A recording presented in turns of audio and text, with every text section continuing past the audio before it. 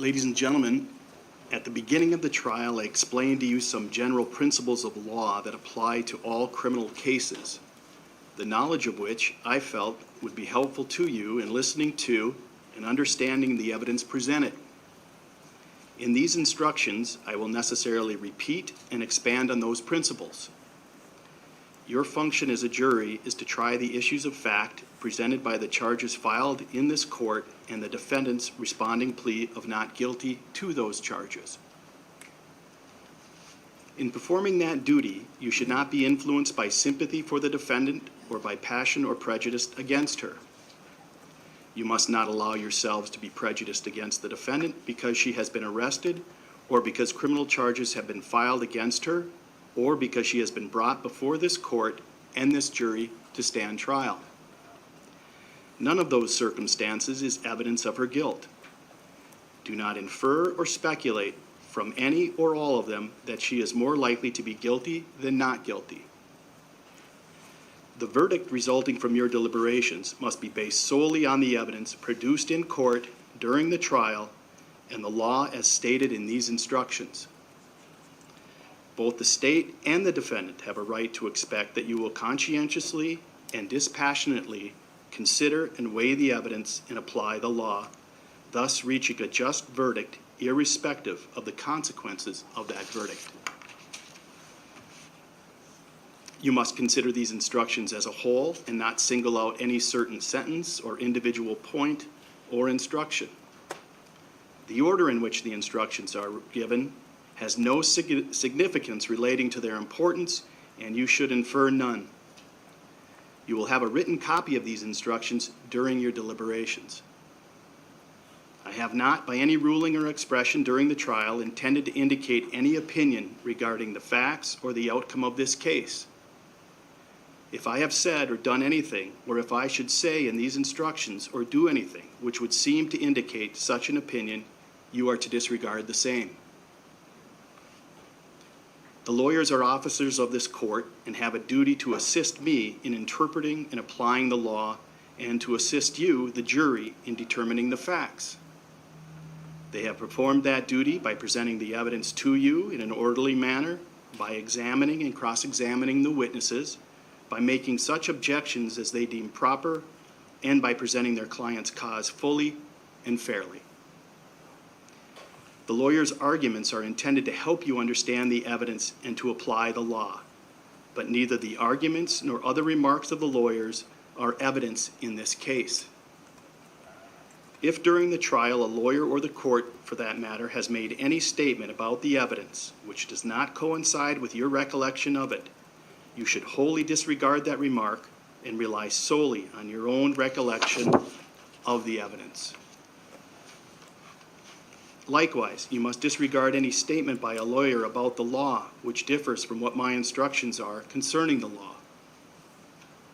In regard to impeachment evidence, you may also consider evidence of a statement by or conduct of the witness on some prior occasion that is inconsistent with the present testimony. Evidence of any prior inconsistent statement or conduct should be considered only to test the believability and weight of the witness's testimony. In the case of the defendant, however, evidence of any statement she may have made may be considered by you for all purposes. It is the court's exclusive responsibility to give you the rules of law that apply to this case. You should follow the law as given in these instructions, even if you believe that the law is or ought to be different from what the court declares the law to be. You must apply the law as given in determining the facts and in reaching your verdict. That is the duty under the oath taken by you at the beginning of this trial. However, it is your exclusive duty as jurors to decide the disputed questions of fact. It is also your responsibility to determine what inferences or conclusions may be drawn from the facts as you find them to be. In performing your function as judges of the fact questions, you should consider all of the evidence that you have heard and observed here in the courtroom during this trial, and you must disregard anything about the case that you may have read or observed elsewhere. During your deliberations, you are not to consider any possible penalty that may be imposed due to your verdict, decides what is an appropriate sentence if the defendant is found guilty. The jury is only to determine whether the defendant is guilty or not guilty of the charges against her. You are the sole judges of the truthfulness and the credibility of the witnesses. You are the sole judges of the weight to be given to the testimony of the witnesses and the other evidence received in this case. We all have feelings, assumptions, perceptions, fears, and stereotypes about others. We have some biases we are aware of, and others we might not fully be aware of, which is why they are called implicit or unconscious biases. No matter how unbiased we think we are, our brains are hardwired to make unconscious decisions. We look at others and filter what they say through the lens of our own personal experience and background. Because we all do this, we often see life and evaluate evidence in a way that tends to favor people who are like ourselves or who have had life experiences like our own. We also have biases about people like ourselves.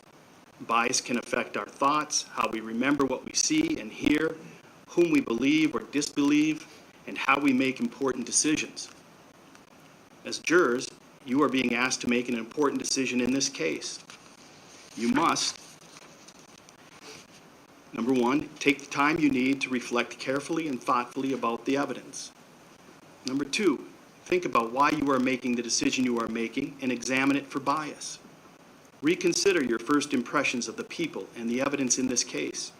If the people involved in this case were from different backgrounds, for example, richer or poorer, more or less educated, older or younger, or of a different gender or gender identity, race, religion, or sexual orientation, would you still view them and the evidence the same way? Number three, listen to one another, resist and help each other resist any urge to reach a verdict influenced by bias. Each of you have different backgrounds and will be viewing this case considering your own insights, assumptions, and biases. Listening to different perspectives may help you better identify the possible effects these hidden biases may have on decision making. Number four, resist jumping to conclusions based on personal likes or dislikes, generalizations, gut feelings, prejudices, sympathies, stereotypes, or other unconscious biases. The law demands that you make a fair decision based solely on the evidence. Your individual evaluation of that evidence, your reason and common sense, and these instructions. One final instruction before considering the particular law that applies to this case. Our system of justice is structured on two very basic and fundamental concepts. They are applied in every criminal case, and it is your duty to apply them in this case in determining your verdict. They are the presumption of innocence and proof of guilt beyond a reasonable doubt. The defendant is presumed to be innocent unless the contrary is proved. That presumption continues throughout the trial. The defendant is not required to prove her innocence. The burden of proof rests upon the state to establish the guilt of the defendant beyond a reasonable doubt. Proof beyond a reasonable doubt is not established merely by the greater number of the state's witnesses or the greater volume of the state's testimony. Proof beyond a reasonable doubt is such proof as ordinarily prudent men and women would act upon in their most important affairs. A reasonable doubt is a doubt based upon reason and common sense. It does not mean a fanciful or capricious doubt, nor does it mean beyond all possibility of doubt. It does not mean that the defendant's guilt must be proved to an absolute or mathematical degree of certainty. In order for you to properly understand the evidence, I will identify for you the essential elements of the crimes for which the defendant stands accused. Count 1, burglary in the first degree, occupied dwelling. Defined. Under Minnesota law, whoever enters or remains in a building without consent and with intent to commit a crime, or enters or remains in a building without consent and commits a crime while in the building, is guilty of a crime if the building is a dwelling and another person, not an accomplice, is present in it. Elements. The elements of this crime are, first, the defendant entered or remained in a building without the consent of a person in lawful possession. A person is in lawful possession when the person has a legal right to exercise control over the building. Such a person is in lawful possession of the building even if the person is not physically present at the time of the entry. The entry need not have been made by force or by breaking in. Entry through an open or unlocked door or window is sufficient. Second, the building is a dwelling. Dwelling means a structure suitable for affording shelter for human beings that is used as a permanent or temporary residence. Third, another person, not an accomplice, was present in the dwelling when the defendant entered it or at any time when the defendant was in the dwelling. Accomplice means a person who intentionally aids, advises, hires, counsels, conspires with, or otherwise procures another person to commit a crime. Fourth, the defendant entered or remained in the dwelling with intent to commit the crime of theft. With intent to means that the defendant either had a purpose to do the thing or cause the result specified, or believed that the act, if successful, would cause that result. Theft means that the defendant intentionally and without claim of right took, used, transferred, concealed, or retained possession of movable property of another person without the other person's consent and with the intent to permanently deprive the owner of possession of the property. The elements of theft are, first, the defendant intentionally took, used, transferred, concealed, or retained the property. Intentionally means that the defendant either had a purpose to do the thing or cause the result specified, or believed that the act performed by the defendant, if successful, would cause that result. In addition, the defendant must have knowledge of those facts that are necessary to make the defendant's conduct criminal and that are set forth after the word intentionally. Second, the property was movable property. Movable property is property whose physical location can be changed. Third, the property was the property of Carol Lynn Mitchell. Fourth, the defendant knew or believed that she had no right to take the property. Fifth, Carol Lynn Mitchell did not consent to the defendant's taking, using, transferring, concealing, or retaining the property. Sixth, the defendant had a purpose to deprive the owner permanently of possession of the property or believed the act, if successful, would deprive the owner permanently of possession. It is not necessary that the intended crime was actually completed or attempted, but it is necessary that the defendant had the intent to commit that crime at the time the defendant entered or remained in the dwelling. Whether the crime was intended must be determined from all the circumstances, including the manner and time of entry or remaining in the dwelling, the nature of the dwelling and its contents, any items the defendant may have had in possession, and all of the other evidence in this case. Fifth, the defendant's act took place on or about April 22nd, 2024 in Becker County. If you find that each of these elements has been proven beyond a reasonable doubt, the defendant is guilty. If you find that any element has not been proven beyond a reasonable doubt, the defendant is not guilty. Count 2, possession of burglary or theft tools. Defined. Under Minnesota law, whoever has in the person's possession any device or other instrumentality with intent to use or permit the use of the item to commit burglary or theft is guilty of a crime. Elements. The elements of this crime are, first, the defendant had in her possession a device or other instrumentality. The law recognizes two kinds of possession: actual possession and constructive possession. A person is in actual possession of an item if the person has the item on the person or is exercising direct physical control over the item at a given time. A person is in constructive possession of an item if the item was in a place under the person's exclusive control to which other people did not normally have access, or if found in a place to which others had access, the person knowingly exercised dominion and control over the item. Possession, as that term is used in these instructions, has been proven if you find beyond a reasonable doubt that the defendant had actual or constructive possession. Second, the defendant had the intent to use the device or other instrumentality to commit burglary or theft. The crime of burglary is committed when a person enters or remains in a building without consent with intent to commit a crime, or enters or remains in a building without consent and commits a crime while in the building. Intent to means that the defendant either had a purpose to do the thing or cause the result specified, or believed that the act, if successful, would cause that result. It is not necessary that the defendant had a particular building in mind, so long as the defendant intended to use the item possessed to gain access to a building or to property within it.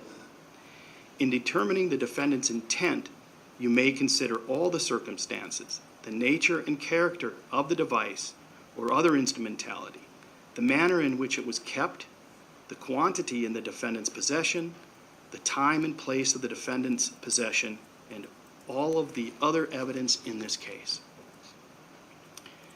The crime of theft is committed when a person intentionally and without claim of right takes, uses, transfers, conceals, or retains possession of movable property of another without the other person's consent and with intent to deprive the owner permanently of possession of the property.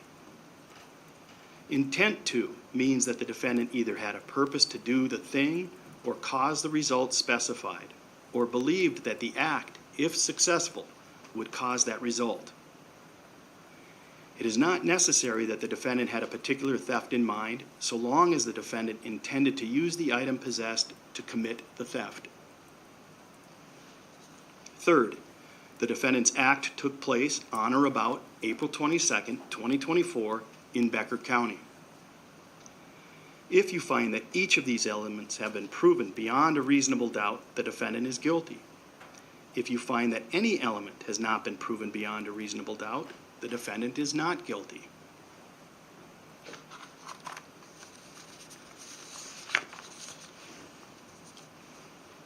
During your deliberations, you will have physical exhibits that were received into evidence with you in the jury room. You will also have dedicated equipment and an access code to review the digital exhibits. Do not hesitate to send out a note asking for help if you have any technical problems reviewing digital exhibits.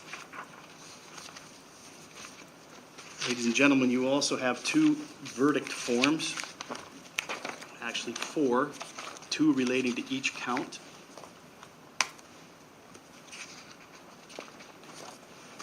And they're read in no particular order, but they have a title on the top that says State of Minnesota, County of Becker, in District Court, 7th Judicial District, State of Minnesota Plaintiff versus Nicole Mitchell Defendant.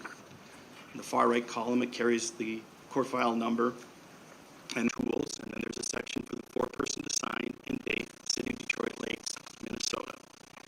The second verdict form as to count 2 is the same heading that I previously read to you, and it reads, verdict of not guilty as to count 2. We, the jury, find the defendant, Nicole Mitchell, not guilty of the charge of possession of burglary or theft tools. Again, a line for the foreperson to sign and to date.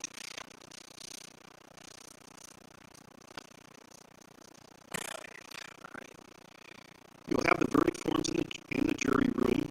As I mentioned, after you've arrived at your decision, the verdict form for the defendant reflecting that decision should be completed and signed by your foreperson. You should then notify the bailiff that you've arrived at a decision. In order for you to return a verdict, whether guilty or not guilty, each juror must agree with that verdict, meaning your verdict must be unanimous. You should discuss the case with one another and deliberate with the view to reaching an agreement, if you can do so without violence to your individual judgment. You should decide the case for yourself, but only after you have discussed the case with your fellow jurors and have carefully considered their views. You should not hesitate to re-examine your view and change your opinion if you become convinced it is erroneous. But you should not surrender your honest opinion simply because other jurors disagree, or merely in order to reach a verdict. Counsel, do either of you wish to call to the court's attention any errors or omissions or corrections to the charges? No, Your Honor. No, Your Honor. All right. And Mr. McDonald, are you prepared for your closing? Yes, Your Honor. All right. You may do so.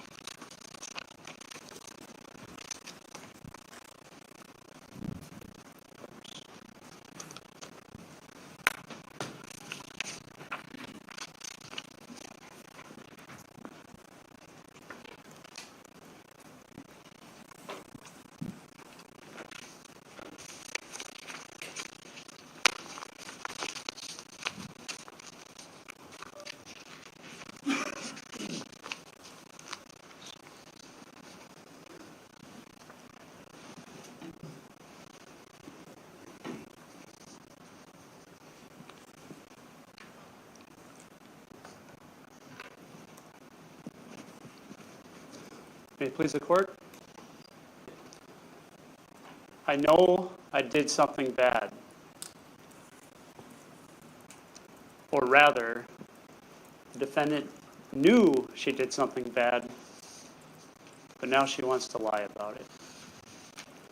The defendant is a doer, a person who takes charge and gets things done, a senator and a military commander, for God's sakes.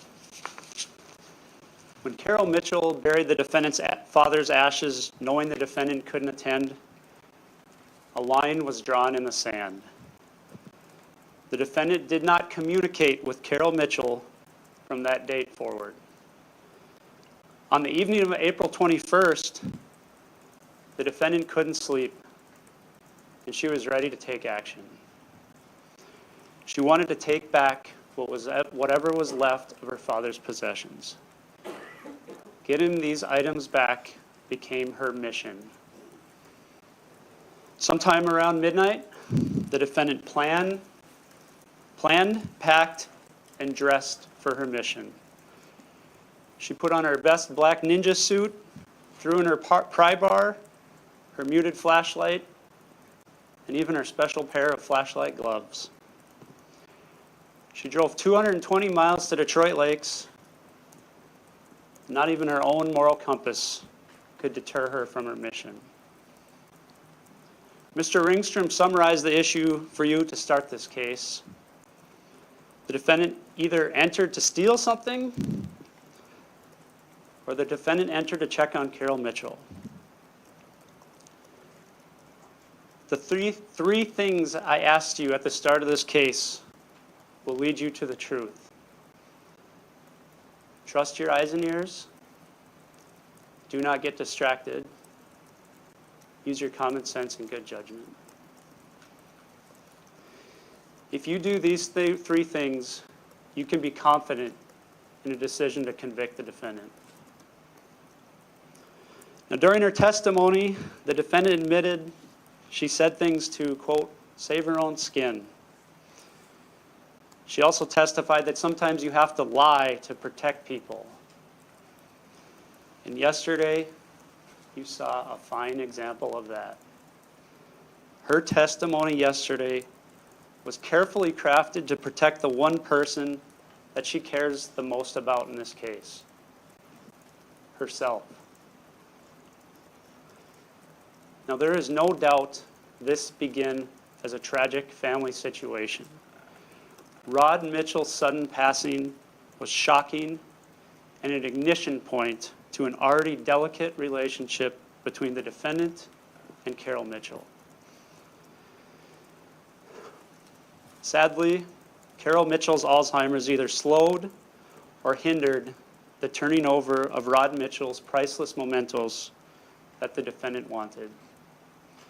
However, disputes are settled in court, now with crowbars, ladies and gentlemen. Remember, Carol Mitchell is not on trial here. The defendant and the defendant alone is on trial. And now is the time for you to decide the facts. And as tragic as this family situation has played out and how the defendant has handled it horribly, remember that you are not to be influenced by sympathy for her when you make your decision.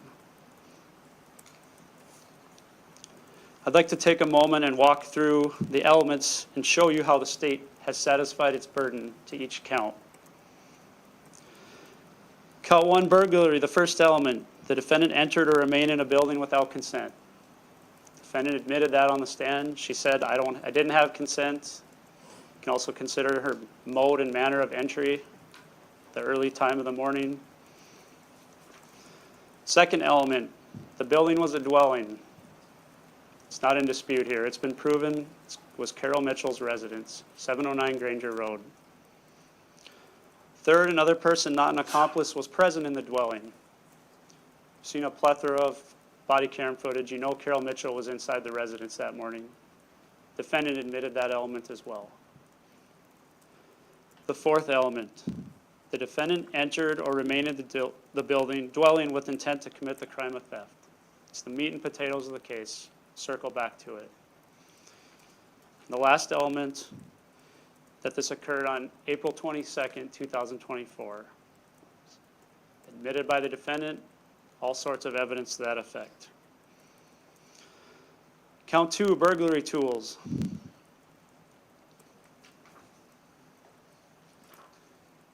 The defendant had in her possession a device or other instrumentality. You heard her testimony yesterday. She packed up that pry bar before she left Woodbury. Told you how she used it to pry open the egress window. Again, the second element, the defendant had the intent to use the device, the meat and the potatoes of the case. Circle back to it. And again, April 22nd, 2024.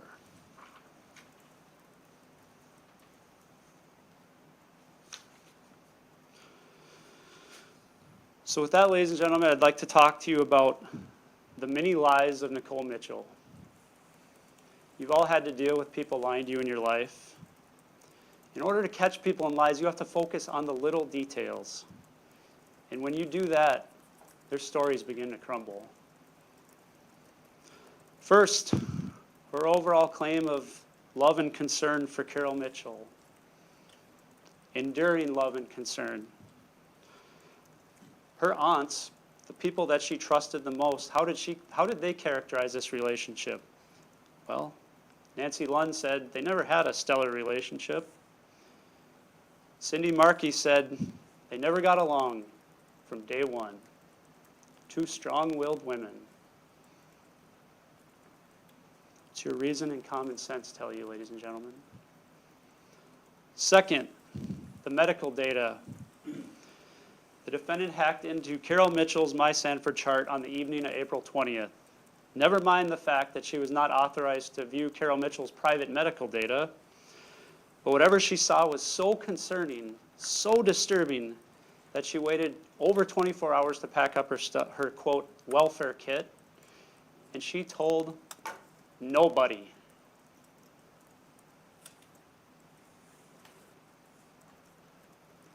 Third, the defense has repeatedly classified this as a welfare check. Now you've seen all the evidence, the time of night, the outfit, the tools. What does your reason and common sense tell you? Again, she was so concerned for Carol Mitchell that early morning, she did not call or inform anybody. Did not call law enforcement, did not ask for a welfare check. And remember, she had not communicated with Carol Mitchell since that fight on or about March 15th. And their last text exchange was a nasty one. Fourth, defendant testified that the neighbors knew her so well, she had to park on that side street. She couldn't risk being spotted. Didn't want them to notice her. Cross-examination, forgot their names. Don't know them. Fifth, flashlight gloves. Something probably never seen before in your life. Now, the defendant never really offered an explanation why those were in her welfare toolkit, welfare check toolkit. She just merely said they were bought for camping. Oops. Forgot to explain that one. 6, why latex gloves were packed with her. She testified that she wasn't sure what she would find. Implied maybe that she was worried about cleaning up feces. Does that make any sense? Did she pack any bleach, any paper towels? The defendant over-explaining things is a classic example of her lies. 7, her explanation of why she had to use the basement window. She testified, I had a key. I looked through the window and I saw the door jamb device. But yet, she told you she packed that pry bar before she left Woodbury. Who packs a freaking pry bar? Just in case. Reason, common sense. 8, the defendant testified that she, quote, has a key for this house. There's no key that's been offered into evidence. The only proof of the defendant having a key is her testimony. This is convenient testimony by an admitted liar, ladies and gentlemen. Do not buy it. 9, flashlight had a sock on it. It was my child's. Continue to over-explain. You can check. I think his name is on it. Ladies and gentlemen, you can check when you deliberate. You can examine that flashlight. I couldn't find a name, but if you can. 10, defendant claims she was never lying next to Carol Mitchell's bed. Ms. Schotterhoff, can I have?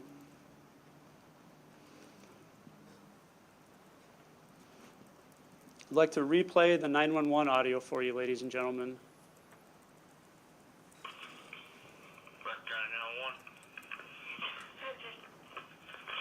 Somebody just broke into my house. Ran down into my basement. What's your address? Oh my God. 709 Granger Avenue. Granger Road in DL? Granger Road. Yeah. Becker 30 car for Activeburg, Granger. Pardon? 37 Party States, individual broke into their house and ran down in their basement, 709 Granger Road. I don't know if he's breaking out the back window or what. Did you get a look at him at all? No, it was completely dark. I tripped over him. He was on the floor next to my bed. He ran downstairs into my basement. Okay. Did you hear him breaking out the window in the basement? I did not hear anything right now. Okay. What, did it sound like he was breaking something? I don't know. Maybe the window's already open down there. There's a basement, a drop window that can crank open. I don't know. Please just get here. All right, I'll stay on the line with you. Don't worry. I have officers en route right now. If you hear anything, just let me know what's going on, okay? Are you armed? I have a little steak knife in my hand right now. Steak knife? Okay. All right. I don't know where they could have. I don't see any, my yard lights haven't come on outside or anything, you know, so I don't know if I'm right in the back or anything. Did you notice any vehicles or anything like that? No.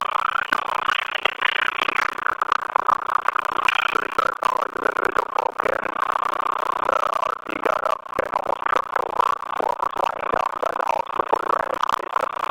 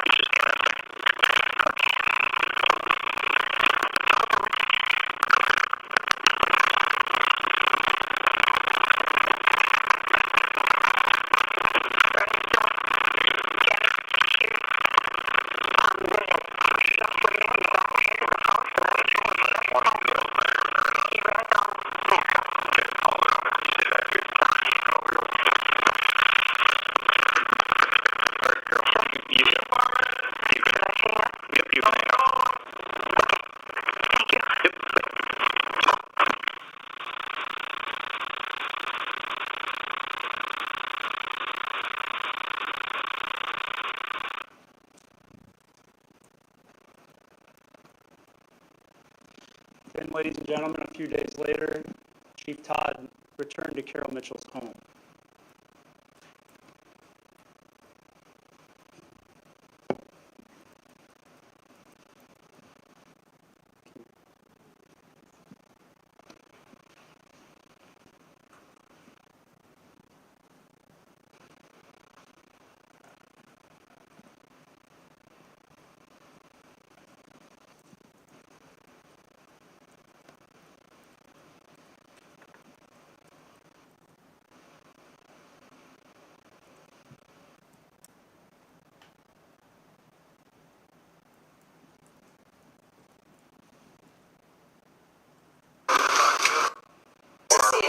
Was in your bed was just using so.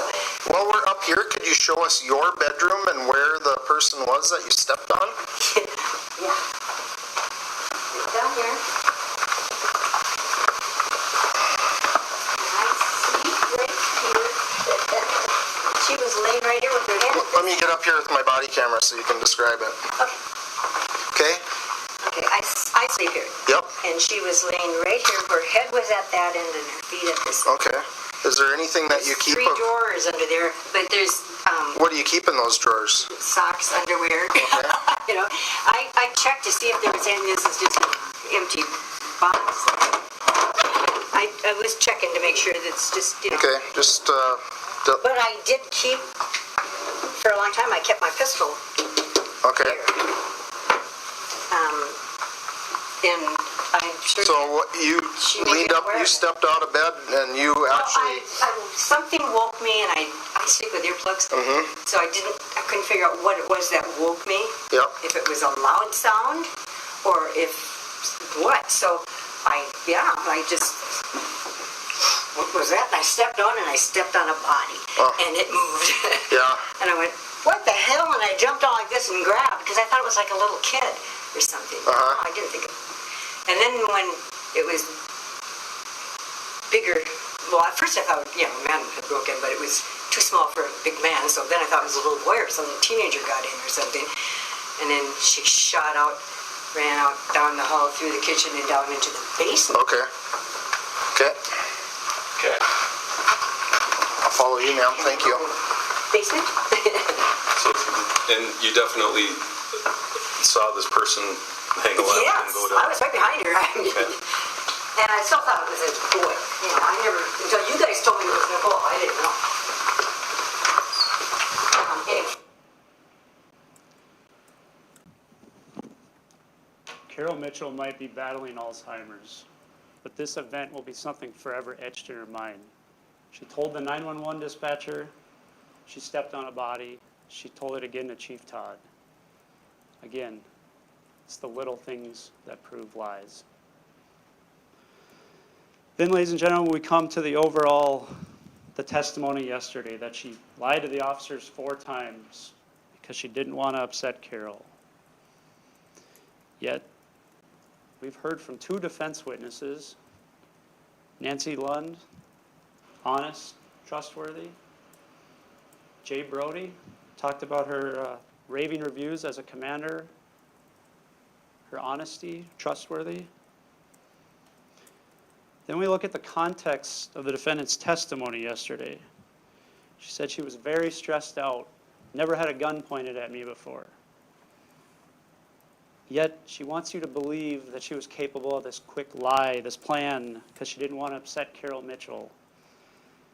I encourage you to review the defendant's demeanor on the body camera footage. I submit to you she was telling the truth on April 22nd, 2024. And if you believe that she was telling the truth to the officers, then you know she had the intent to steal.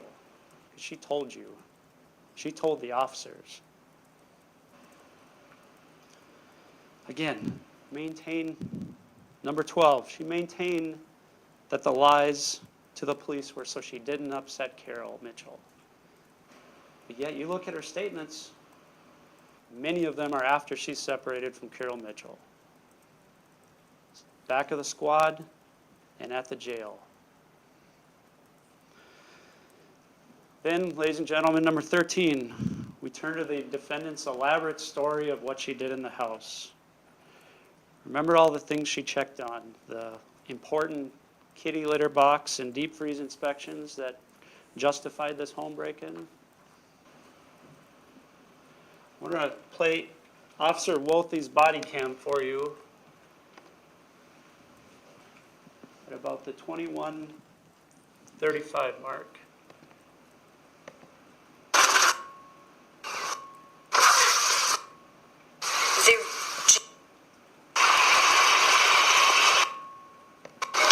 Hi. What's your name? Nicole. Are those laptops in your backpack yours? Yes? Okay. She's saying she's missing 2 laptops. I can show you one. It's got my kid's Minecraft game on it. What's the other one for? I have one for work. Okay. And then she's saying something about a tin box. That was a question. It was in question last time. So I literally had just got in the house. I hadn't had time to do anything. okay. Alrighty. I'm clearly not good at this, but Yeah. So sounds good. again, she Hadn't had time to do anything. Again, another classic over-explanation. Item 14, regarding the checklist in her backpack. She testified that delete texts and contacts actually means that she wants to make sure Carol didn't delete people from her phone. That's her checklist, her shorthand. Another over-explanation. What does your reason and common sense tell you? I'd like to circle back to the most important issue here, the defendant's claim that she was lying to the officers on April 22nd. Ladies and gentlemen, don't forget, she's had 15 months to think about this and prepare for her testimony yesterday, to craft her story around the evidence. Officer Sternhagen is a highly trained officer, and I submit to you he would have noted deception by the defendant. Defendant's spontaneous and truthful statements to law enforcement on April 22nd, 2024 are extremely damning to her. So yesterday she had to come up with a story. What the defendant said in those tense moments after being detained by the police is the truth, period. She said she was there to take items, and that readily proves her intent to commit a theft. I ask that you find her guilty. Thank you.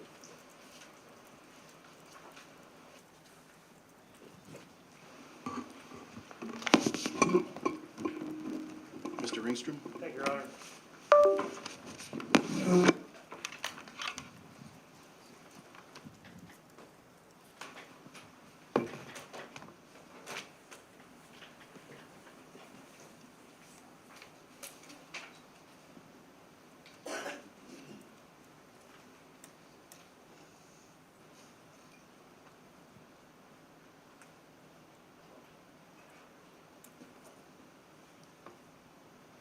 What they say is related to the context of the situation. That's what Mr. Brody testified to this morning.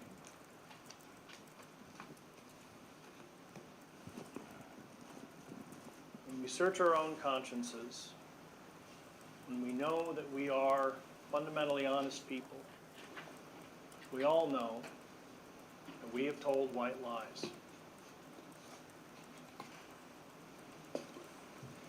Nicole Mitchell, a month ago, told a white lie to her children because something terrifying happened, and she did not want to terrify her children.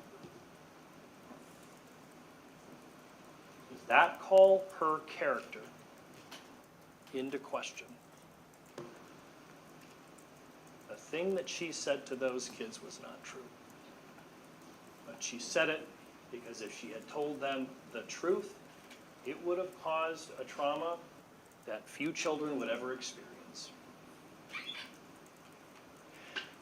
At the beginning of this case, before opening statements, when we were asking you questions to determine who would sit in this jury, one of you being questioned was asked about Alzheimer's patients. And she told us, and she told you, in her experience, that sometimes you say things that aren't true so that you don't aggravate the situation. We all know the difference between a white lie and a meaningful, damaging one. The problem is that this happened in the context of something that was a terrible mess. A mess that Nicole made, but it was a mess. And the state wants you to fixate on that because the actual evidence in this case is contrary to what they want you to believe that those white lies were about. And let's really think about what the state absolutely needs you to believe. The state needs you to believe that Nicole Mitchell, a person who has spent 30 years in the military, a legislator, a mom, a lawyer, and a daughter herself to two separate moms, each with Alzheimer's, would drive 3 hours to take a shirt that had already been promised to her, that she would throw away her entire life for some things she knew she was going to get anyway. If somebody believes she was there to steal, she never would have left the basement. That's where Rod's things were.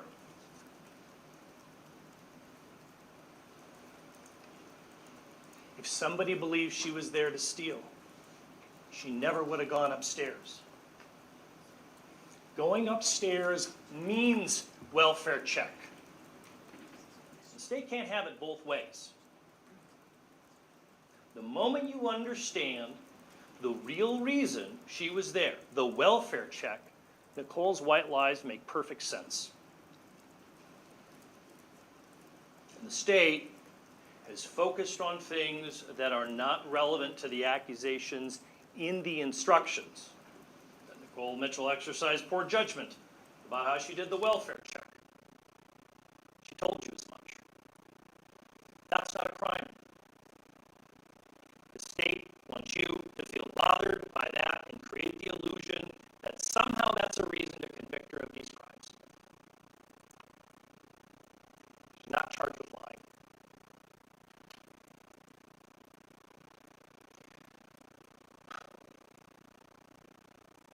Once Rod Mitchell died, no one else on the planet knew Carol Mitchell truly better than Nicole Mitchell did. And she knew that Carol was deleting texts and isolating herself from people who care for her. I resent, and I think you should too, that some of the testimony about how Carol and Nicole Mitchell had an acrimonious relationship somehow means they don't love each other. Has anyone had an acrimonious relationship with someone they love? Is that really beyond reason and common sense? I suspect if you on the jury are like most of the rest of us here, most of your most acrimonious relationships are with people you care about and people you love. It's because the love binds us, and sometimes we don't get along. So what?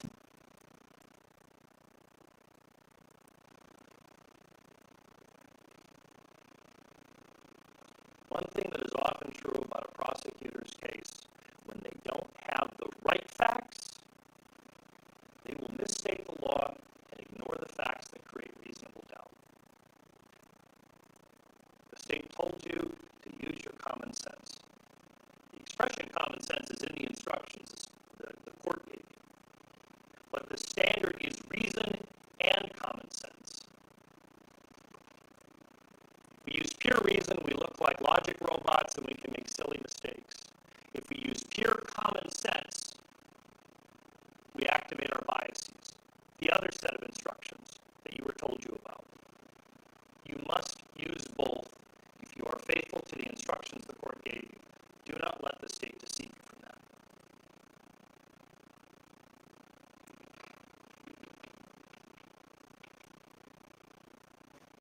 Sergeant Glander testified that you cannot ascertain a person's intent from damage to the window. He agreed that a point of entry of the window could be consistent with other things, trespassing, damage to the property. You can't ascertain a person's intent from that.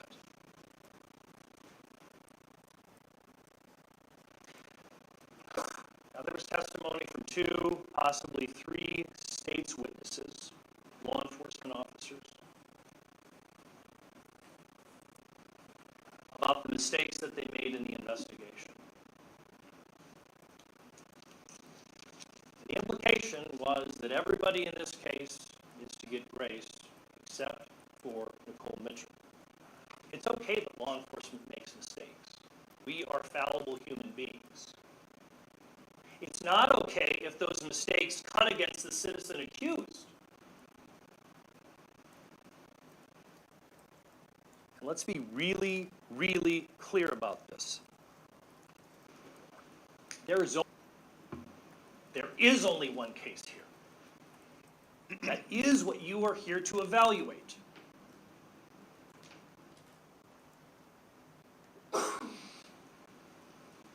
The state decides what charges to bring. They decide what tests they're going to take.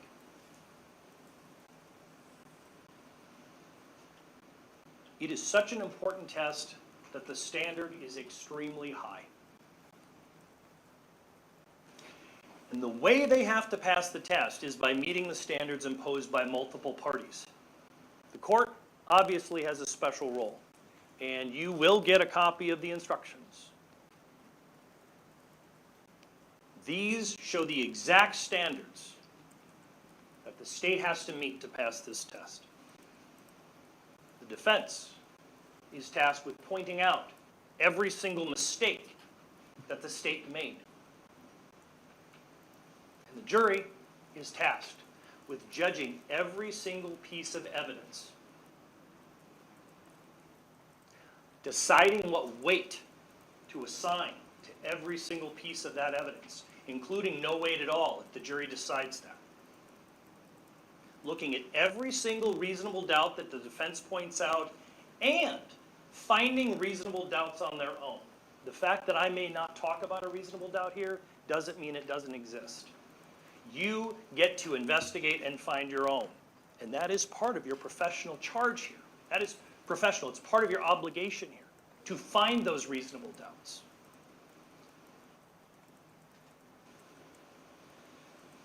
What has the state spent the most time trying to prove? That Nicole Mitchell came up in the middle of the night. That she wore dark clothing and a black cap.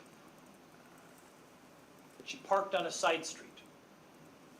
And that she came in through a window. That's the how. Which we know and basically everybody agrees on. But the state has, in my estimation, pretty shamefully tried to convince you that the why doesn't matter. That the intent can be ignored. But the intent is everything.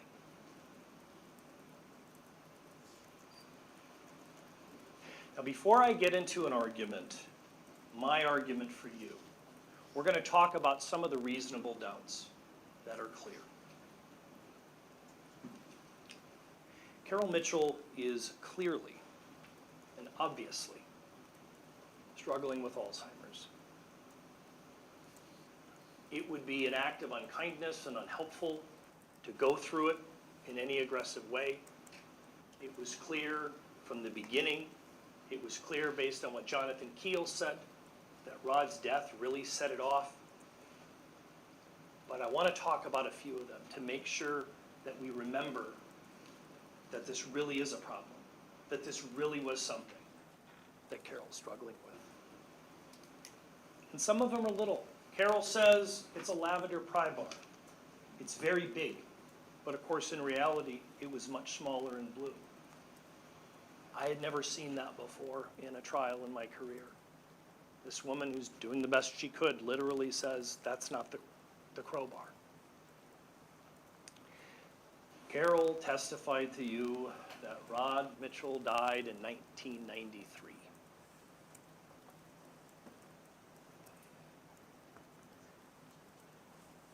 That is the kind of mistake, literally a generation apart in terms of when he passed, that attests to the deterioration. Nicole Mitchell was not added as a contact in Carol Mitchell's phone until March 10th, 2024. This is exactly what Nicole Mitchell feared. That Carol Mitchell deleted texts and deleted contacts on her phone. We know this for a fact. There's text messages introduced that show they had communication. Special Agent Vic Mark testified that when he looked at Carol's phone, there were no text messages between Carol and Nicole. It's just patently mistaken. We know that they were there. And this raises a mistake, a scary mistake, a mistake that endangers Nicole Mitchell's future, that they did not extract that phone. Special Agent Vic Mark testified that he had Carol Mitchell's phone, but he didn't do an extraction. He never even testified whether he asked her if he could do that. So we don't know all the exchanges. We don't know whether she'd been scammed. What we do know is what Nicole Mitchell experienced through her exchanges with Carol Mitchell, through her exchanges with people that are close to her.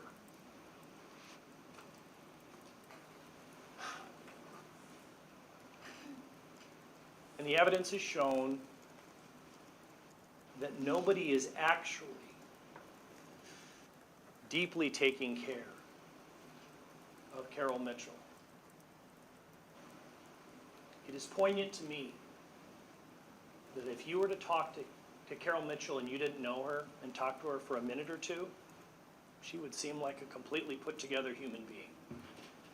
That it takes time to see the breakdown. It takes time to see the forgetfulness.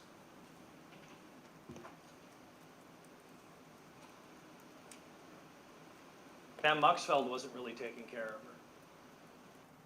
her. Pam Muxfeld didn't see it as a big deal when Nicole contacted her. Pam Muxfeld testified to you that in her estimation it wasn't quite what other people thought. Jonathan Keel hadn't taken her to medical appointments. He lives in the cities.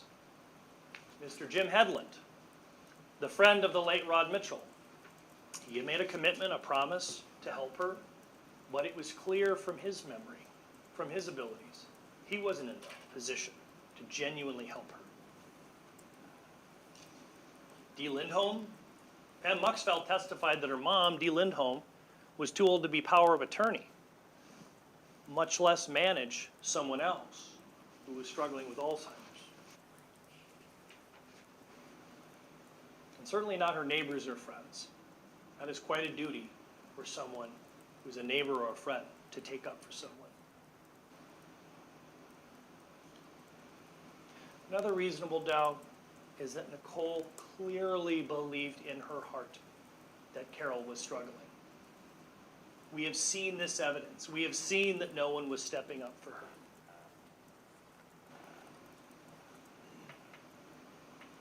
It is a misrepresentation by the state, a misrepresented it in his cross-examination of Ms. Mitchell yesterday.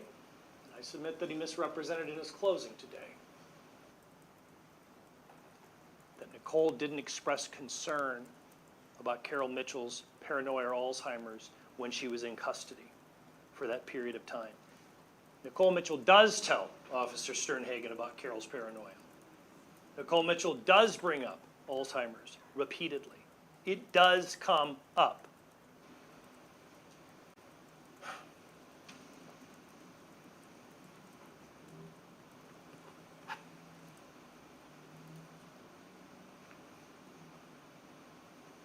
We expect state witnesses to tell the truth and to tell the whole truth. And it is problematic when every single law enforcement officer who testified on direct did not admit that Nicole Mitchell had none of Rod or Carol's belongings until after I asked them that question. That is a fact that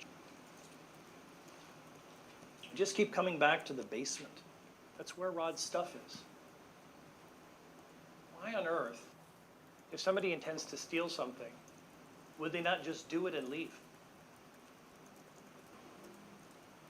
The state needs you to ignore that.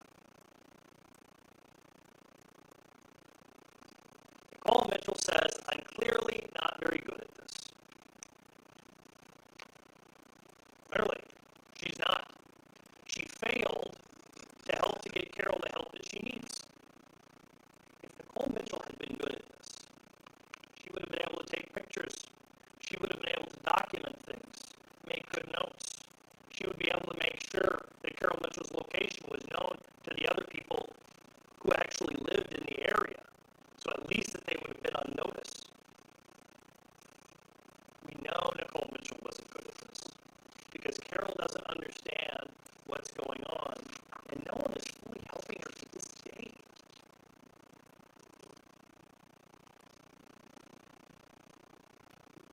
When Carol Mitchell testified, she was being asked very simple questions, very easy questions. You may recall she was searching through the courtroom for answers, and the judge did have to remind her she wasn't able to do that.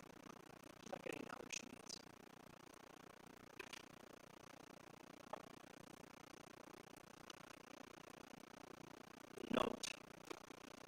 The note that the state lost, but fortunately was preserved in a flash on a body camera. The note shows what Nicole Mitchell intended to do, and it shows that she was right. Checking for deleted texts. She was right. And nothing on that note says anything about the state's claims of intent. Can you imagine if that note had said, go find a shirt, go find mementos? Good Lord, that would be the whole case. The note shows Nicole Mitchell's intent to go check on Carol Mitchell.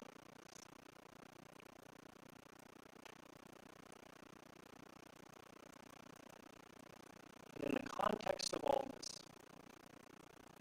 this relationship, this strained relationship, her love for her stepmom, a love for her stepmom that was different than a love for her own biological mom. She was also loyal to Carol Mitchell because Carol loved Rod, Rod loved Nicole, Nicole loved Rod. It was entangled. She was loyal to her dad, and by extension loyal to Carol, above and beyond her loyalty to Carol Mitchell.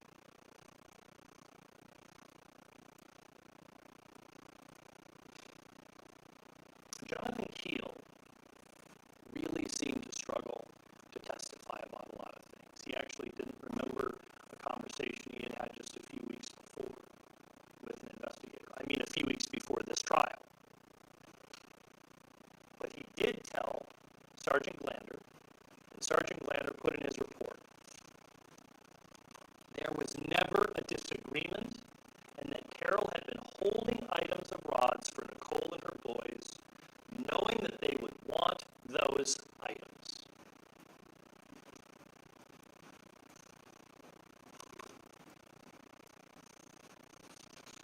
about the only item that really seems to be an issue here. The flannel shirt. The flannel shirt was hanging all by itself. The flannel shirt was hanging by itself with a bunch of other clothes. The flannel shirt had not been taken off. It hadn't been crumpled up. It hadn't been put in a bag. It hadn't been put by a window. It was hanging there. Nicole Mitchell had wanted that shirt. That would have been a pretty easy thing. She turned the lights on. She went into the house, used the bathroom, and turned the lights on. It would have been so easy to take this shirt, and it wasn't touched. When we think about intent, let's think about the facts.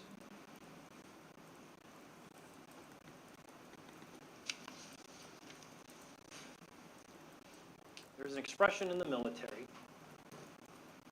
that we don't rise to the circumstances. We fall to the level of our training. That's why the more specialized someone in the military is, the more training they need, because when things get crazy, you've got to be able to think clearly.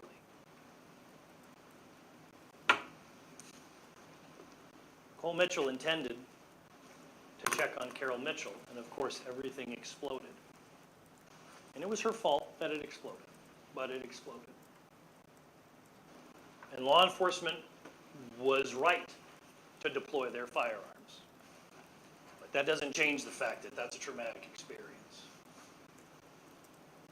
When Correction Officer Eric Scott testified, he said that Nicole Mitchell at the jail, so this is like 40 minutes later, did not seem to be intentionally uncooperative, but more seemed to be able to not be able to focus on the directives given her. This is a surreal experience for Nicole Mitchell. You can blame her for causing the circumstances. It is surreal.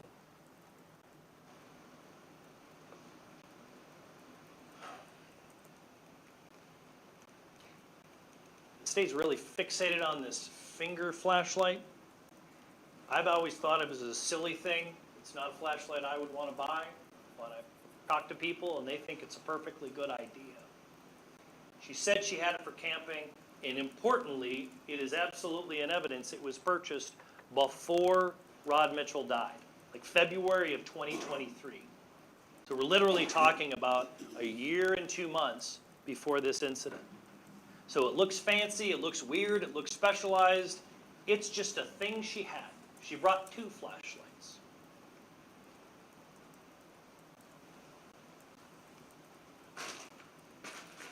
She brought this flashlight. She brought this flashlight that has a sock on it that's held there by a rubber band. This is not my exhibit. I've never been able to touch this flashlight. But Mr. McDonald invited you to look for her son's name under the sock. It's his exhibit. Do it. Do it.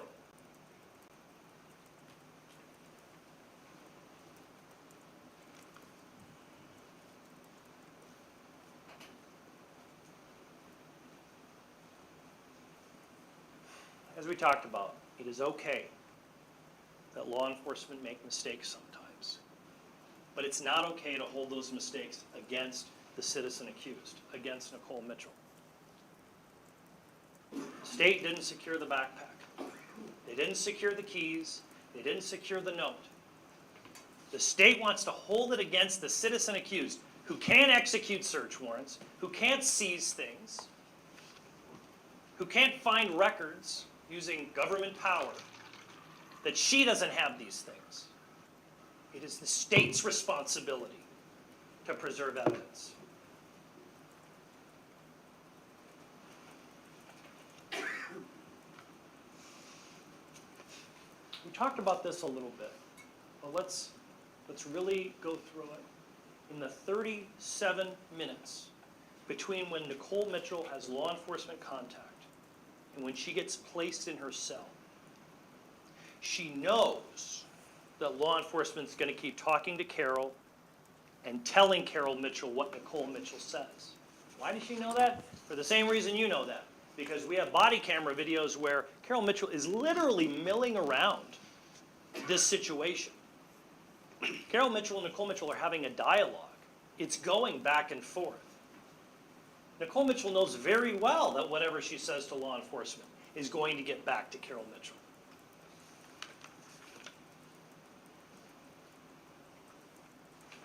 You can see the officers going back and forth inside and outside the house.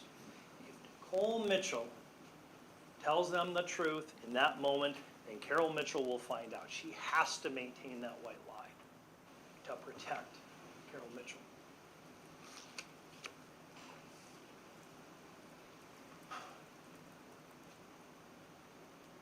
As somebody who is a criminal law practitioner, I know very well that alleged victims don't drop charges.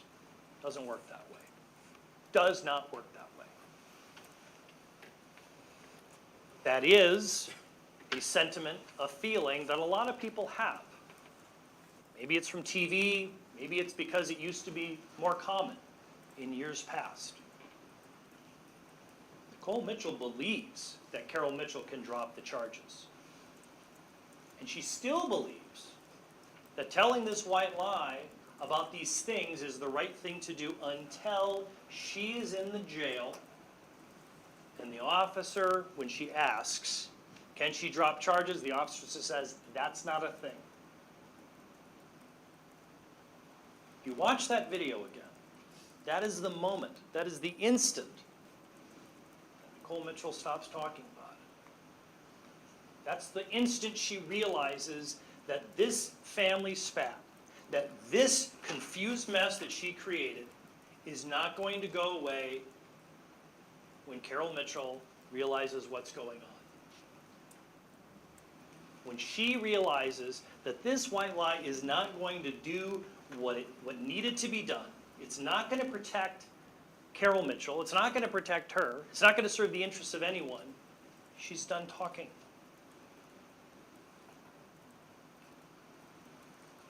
And she had a personal experience about it. She knew from personal experience that people can drop charges.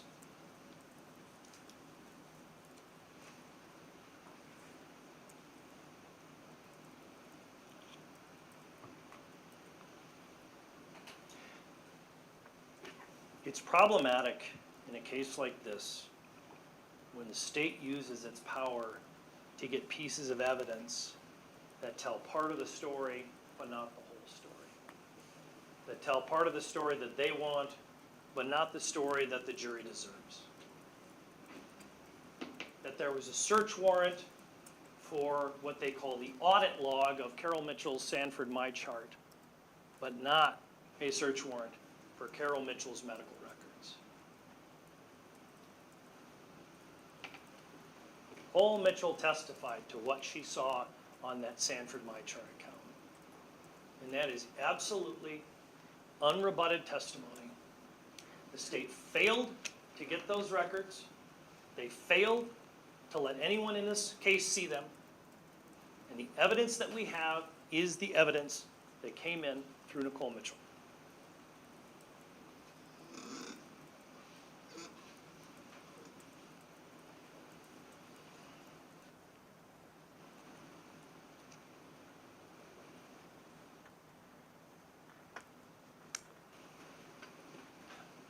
I'm embarrassed to admit this, but someone pointed out a reasonable doubt to me that I hadn't thought of, which is that Nicole Mitchell had been to this residence like at least 5 times following the death of Rod Mitchell and before the incident. 5 times. She was down in the basement to reprogram the television. First to set up the Roku, and then to reset it and put the DVD player, install the DVD player with the television. 5 times were opportunities to retrieve these things. Would have been so easy. Carol's not remembering much. The state wants to impute this bad intention, but also impute this sophistication. If that was a person's intention, why on earth wouldn't you just do it when you had permission to be there in the middle of the day, when Carol Mitchell wouldn't have noticed, when you're downstairs? This is evidence against this intent claim. This is a doubt based on reason. And we will talk about what a real reasonable doubt is. But any one reasonable doubt as to the element of intent is enough. We need to keep exploring for each and every one. As I said, you are entitled to assign any weight to the state's evidence, including no weight at all. You can evaluate it within its context.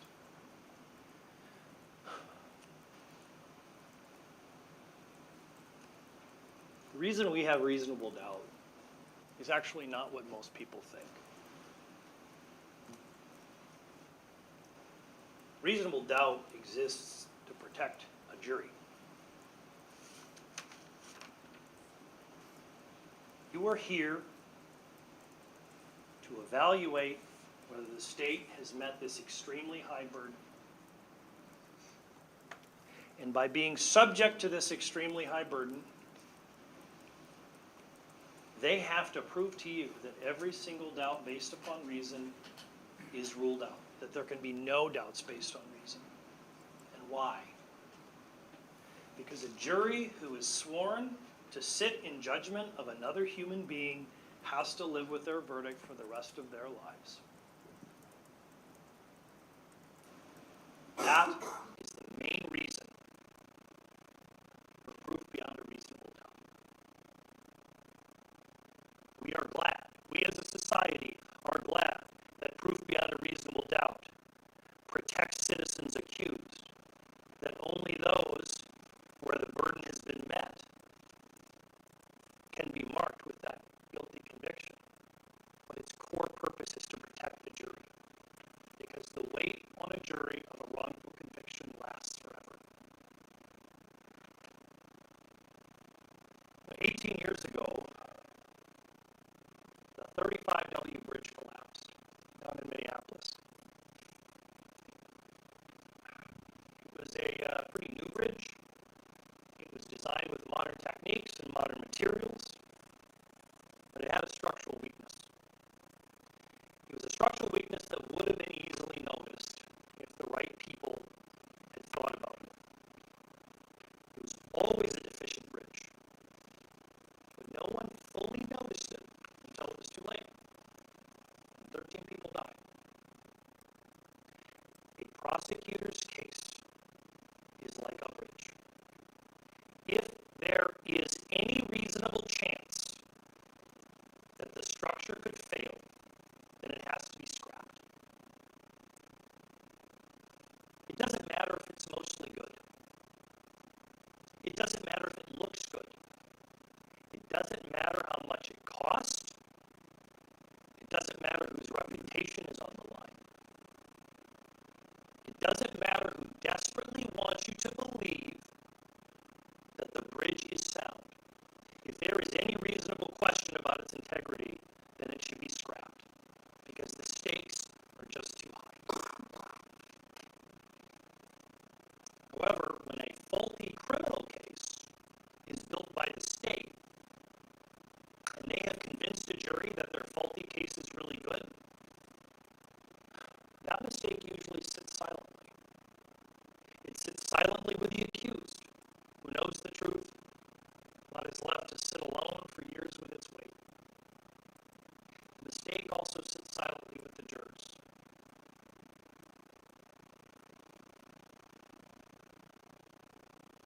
Because as much as the state wants to make this about Nicole Mitchell, it is not.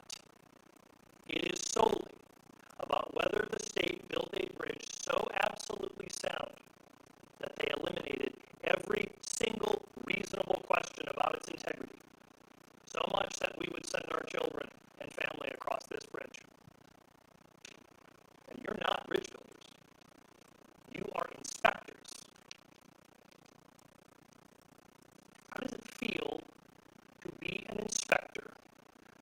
definitely thought the bridge was sound, only to see people fall to their death.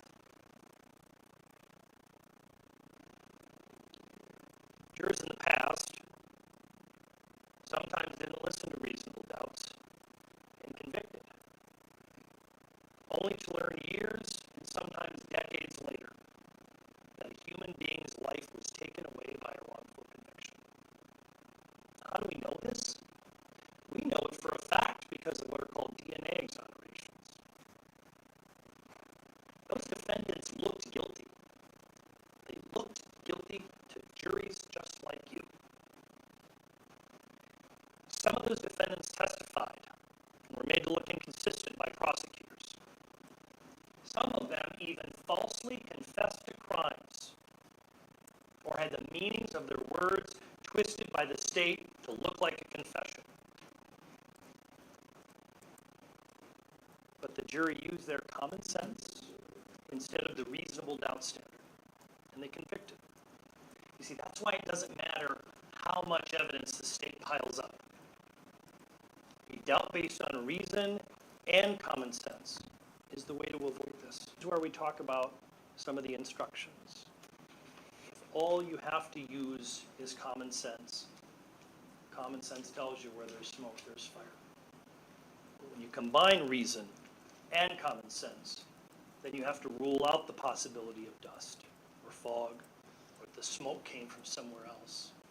When you combine reason and common sense, the government has to rule out the reasonable possibility that Nicole was checking on her stepmom, that she may have even seen things of her dad's and ignored them, that she was focused on making sure Carol's phone was functional so that she wouldn't get lost and experience a tragedy.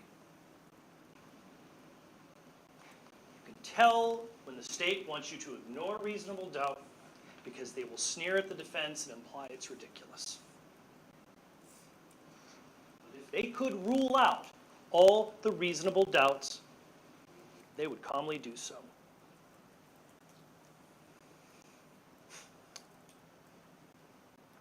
This decision is a decision that you cannot take back.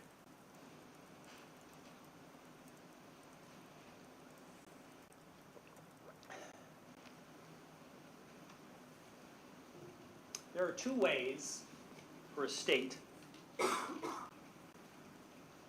to prove a case such that a jury is to find them guilty. They can prove beyond all possibility of doubt, and that is instructed to be guilty. Or they can prove beyond a reasonable doubt. And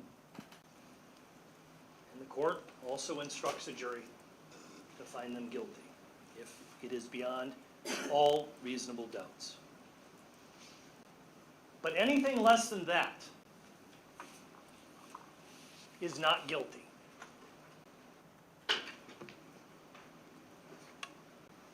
This is not like college. This is the toughest test in the legal system. Yes, it is hard to prove this. Why? Because of the effect on the jury and effect on the citizen. We do it this way because this is how we put a check on the state, a check on the government. Whether any of you think this is unfair, this is the way it has been for a very long time. And the danger comes when people don't take it seriously. Because as we talked about before, when there are reasonable doubts, there can be wrongful convictions. This is what it looks like. The state should always want to take up that burden.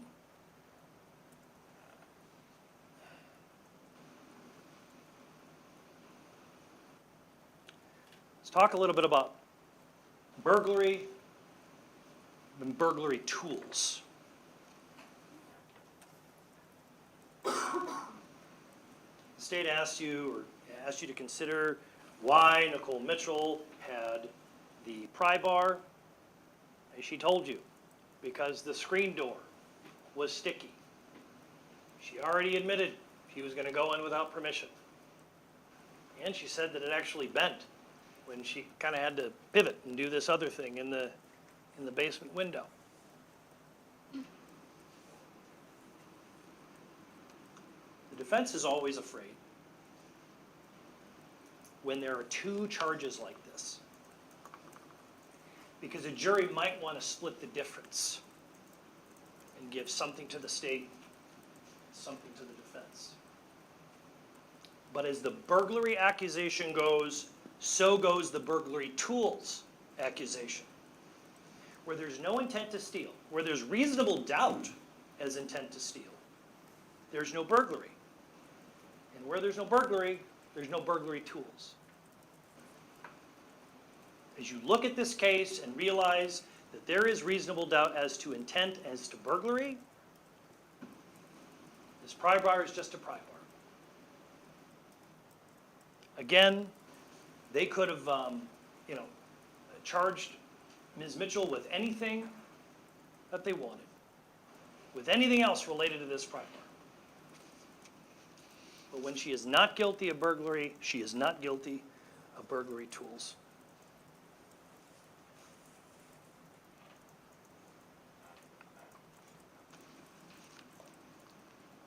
As I wrap up, I am reminded of something that Nicole said yesterday about an exchange that she had with her family, and I think it was in December of 2022. I didn't remember this. Some of you may have. That an elderly woman with some dementia got lost here in Detroit Lakes. And a state trooper figured out, he heard it on dispatch, and he immediately came back. He wasn't detailed to it, he just decided to check, and he kind of used his investigatory ability, and he found this lady in like November or December sitting on the riprap on the side of the lake, getting close to freezing to death. When we hear these stories, when we experience these tragedies, they resonate with us. They stick inside us. They shape how we behave.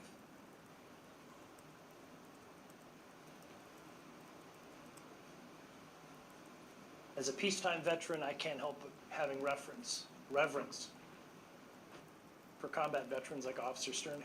It's just wired into me. Nicole Mitchell feared the loss of people in her life. Those stories stuck with her. They shape us. The good things shape us, the bad things shape us. And with that cascade of tragedy and terrible news stories about near misses here in our community, it makes sense that she was so activated by all this. One of the hardest things for some juries to accept is that the questions the judge needs them to answer aren't really the questions they want to answer.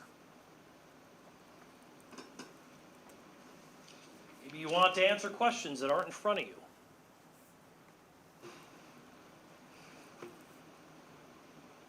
Sometimes juries kind of wish they were more like a TV judge, like Judge Judy. You hear everything, you look at all the evidence, and you decide you did this right and you did this wrong, you did that right and you did that wrong, and I'm going to give you this and give you that, and this is what I'm going to order. To kind of put it all in a ball and fix it. You haven't been given that choice. You haven't been given that choice. You haven't been given the opportunity to decide what should happen because Carol Mitchell was justifiably terrified. You haven't been given an opportunity to decide how much Nicole Mitchell should pay for that window. You haven't been given an opportunity to decide what should happen to Rod Mitchell's shirt. You haven't been given an opportunity to decide how Carol Mitchell should be cared for. But you should feel comfortable knowing that your job in evaluating the state's work here, it still allows other disputes, or other courtrooms and other places. This job, the job that you have been given, is beyond important. A criminal jury is one of the only political bodies, and that's what you are. You are an assembled political body here to evaluate the state's work and decide whether it met the very high standard that we have had for hundreds of years. And once you are done, you as a political body will dissolve, and you will have executed your duty. Yes, it is a heavy weight. It is extremely important.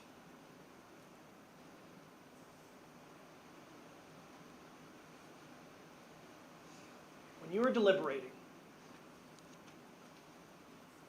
if one of your fellow jurors says, well, she said she was there for some of her dad's things, so she must be guilty, remind them that the state is required to rule out any other possible purposes of those statements. It is not our job to prove the opposite. This is the state's case. It is our job to show you the doubts, and it's your job to apply them to the state's case.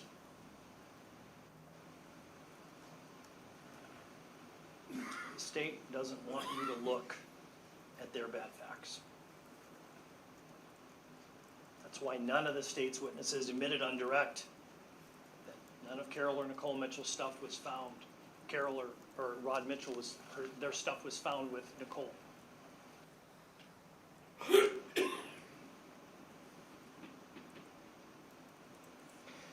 You know, not guilty verdicts actually serve the state very well too.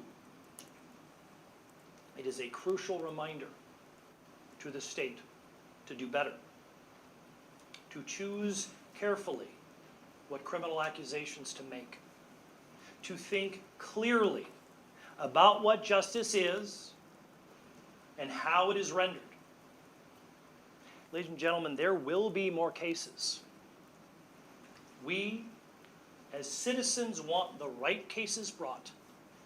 We want them to be prosecuted in the right way. Not guilty verdicts tell the state to try again and do better. And that is important.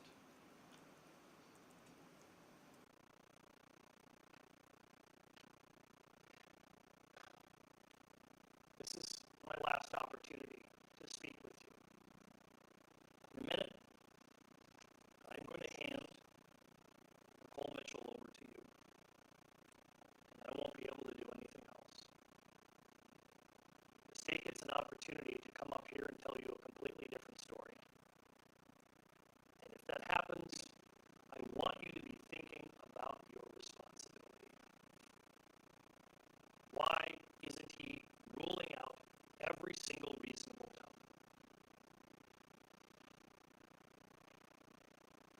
Now, both the possible verdicts on the verdicts forms are framed in terms of guilt. That's what the chart was about. Guilt is proven beyond a reasonable doubt. Guilt is not proven beyond a reasonable doubt. There is no third verdict that you will see. There is no third verdict form for innocence. It's not a question here. If somebody brings that up, please remind them. Did the state prove guilt beyond a reasonable doubt or not? You don't have the third choice, not in our system. The state needs you to believe that Nicole Mitchell would throw away everything, that she would throw away her career, that she would throw away her family, that she would throw away her ability to be a foster mom for a shirt she knew she was going to get. As we discussed at the beginning of this case, unless the state's evidence can rule out that Nicole Mitchell entered just to check on Carol, then the verdict must be not guilty.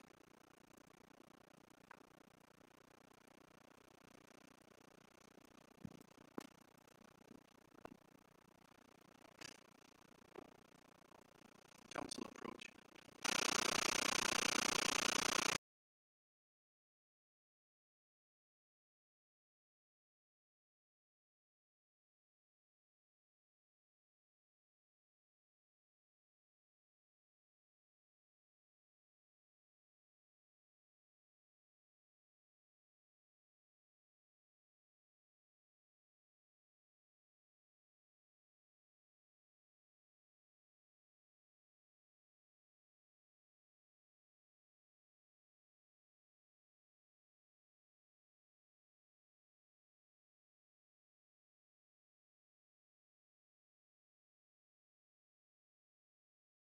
Do not talk about this case with anyone involved, including yourselves, and do not talk at all to anyone involved. Do not read about this case in newspapers or listen to news about it on radio, television, social media, or the internet.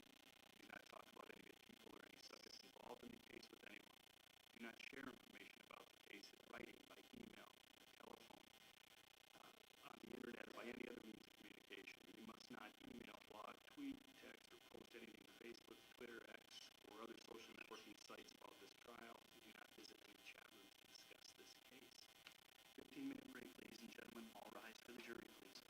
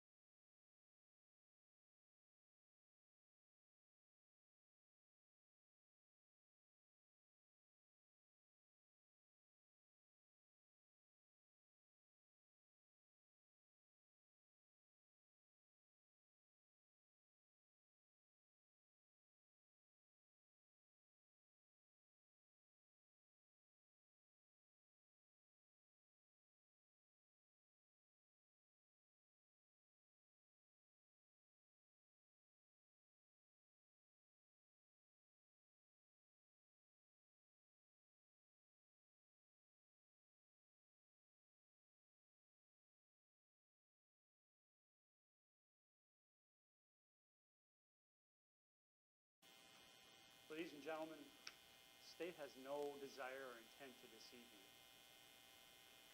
The burden of proof is ours and we embrace it. But the fact of the matter is, it's the same burden no matter how many times Mr. Ringstrom repeats it to you or how many scary stories he tells you. It's not a magical formula. It's not an insurmountable burden or one unique to Ms. Mitchell. It's the same burden used in all criminal matters. Each and every working day across America, people are convicted applying this standard. That's why.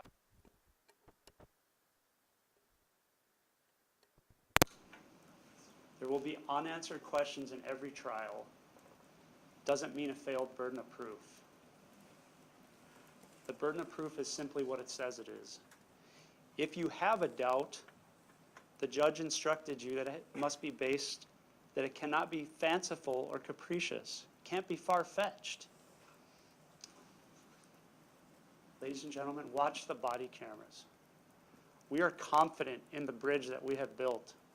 Drive the biggest semi you want across it. Carol Mitchell is not on trial here. Her testimony was a painful reminder that cruel diseases like Alzheimer's they move a lot faster than our justice system. Jonathan Keel may have expressed a belief that Carol Mitchell wanted the defendant to have these items. And that it's very possible that Carol Mitchell herself may have wanted her to have them. But the fact of the matter is they hadn't been turned over yet. They were in her house. The defendant broke in to take them. Mr. Ringstrom said that the state, his client was made to look inconsistent. We didn't do that, ladies and gentlemen. She did that herself. She did that in her direct testimony